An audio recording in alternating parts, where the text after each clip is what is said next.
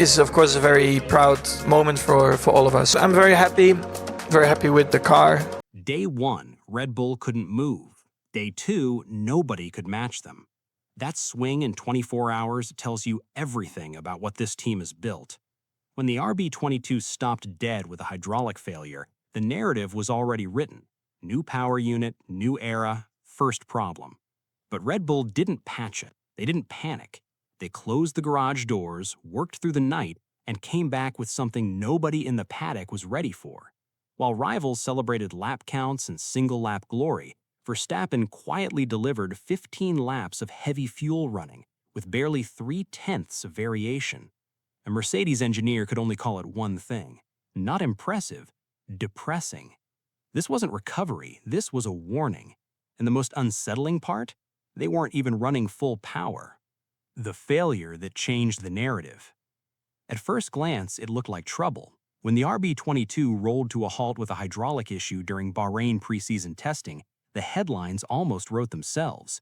A new era, a new power unit, and already a mechanical failure. Max Verstappen was forced to sit out while the garage doors closed and the team retreated into analysis mode. But what if that breakdown wasn't a weakness? What if it was the moment Red Bull quietly confirmed they had built something far more dangerous than anyone realized? Because what happened next didn't feel like damage control. It felt like calculation.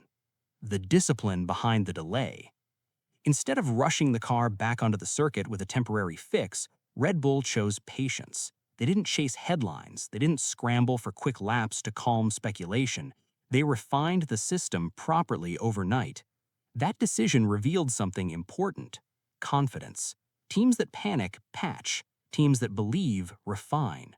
When Max Verstappen returned to the cockpit the following day, there was no visible rush in the garage. The RB22 rolled out composed, quiet, almost understated, and then the real story began. The 15-lap statement. Verstappen's 15-lap long run on the medium compound didn't explode across social media. It didn't produce a record-breaking time. It did something far more unsettling. It was consistent. Running a heavy fuel load, he maintained a 1:37 pace with only 3/10 of a second variation across the entire stint, lap after lap. No spikes, no fall-off, no visible degradation curve. One Mercedes engineer reportedly described it as depressing rather than impressive.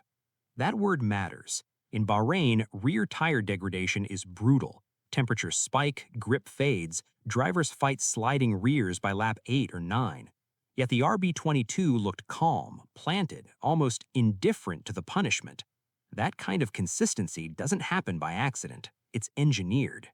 The Aero philosophy. Red Bull's latest aerodynamic package tells you exactly how. The side pod inlets are smaller and tighter, reducing drag. Beneath them sits a deeper undercut, channeling airflow aggressively toward the floor and diffuser. New vortex generators help seal the underbody from turbulent air, stabilizing the ground effect platform. The front wing geometry has been reworked to improve pitch stability under braking, critical in a car that needs predictable load entry into corners. But here's the key. This isn't an extreme peak downforce concept.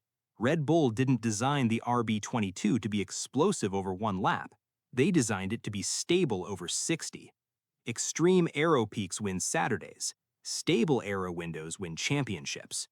By avoiding an overly sensitive setup, Red Bull ensured that small variables, fuel burn, tire wear, track temperature shifts, don't destabilize the platform. The airflow remains predictable, the rear remains trustworthy, and that predictability changes everything. Efficiency stacked on efficiency. Then there's the power unit. The Ford-backed Red Bull powertrain's engine reportedly runs approximately 12 degrees Celsius cooler than the Mercedes benchmark. Cooler running temperatures allow tighter bodywork packaging. Tighter packaging means fewer cooling outlets. Fewer outlets reduce aerodynamic disruption. Efficiency stacked on efficiency. When airflow isn't spilling out chaotically through oversized vents, the floor works cleaner. The diffuser extracts more effectively. Downforce remains stable at speed. It's not flashy, it's architectural. In modern Formula One, the smallest thermal advantage cascades into aerodynamic gain. That 12-degree margin doesn't just protect reliability, it unlocks performance. And performance that arrives without drama is the most dangerous kind. Tire degradation mastery. The aerodynamic stability translates directly into tire management. When aero load remains consistent, tire temperatures remain controlled. When temperatures stay within window, degradation slows. When degradation slows, long runs become predictable. That 15-lap stint wasn't just about engine power, it was about temperature discipline. Bahrain punishes the rear axle. Cars that slide even slightly overheat the compound quickly. Red Bull's platform minimized that sliding.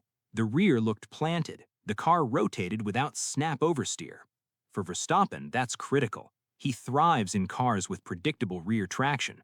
When braking zones feel consistent and throttle application doesn't surprise him, he becomes relentless. His feedback sharpens, development accelerates. A stable platform doesn't just improve race pace, it amplifies the driver.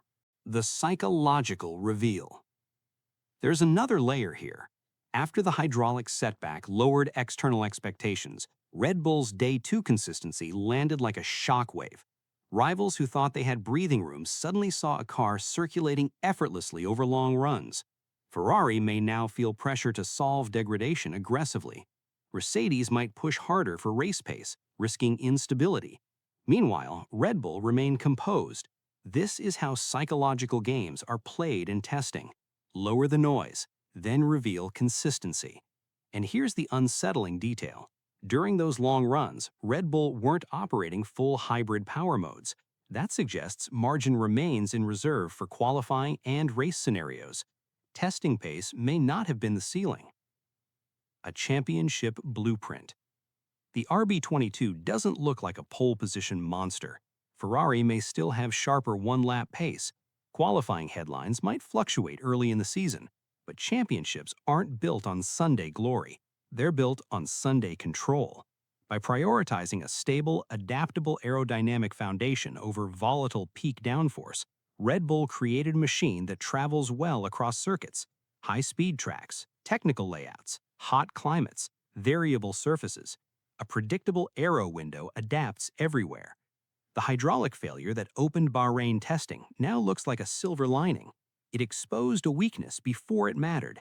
It forced refinement under controlled conditions. It strengthened reliability without costing points. And when Verstappen sat in that car for the long run, the message was clear. This isn't a car chasing moments. It's a car built to suffocate races. While others chase Saturday perfection, Red Bull appeared to be building something far more sustainable, a platform that holds tire life, protects rear stability, and maintains aero balance deep into stints. That's how titles are defended. And if Bahrain testing revealed anything, it's this. The RB22 may not shout the loudest over one lap, but over distance, it whispers something far more intimidating.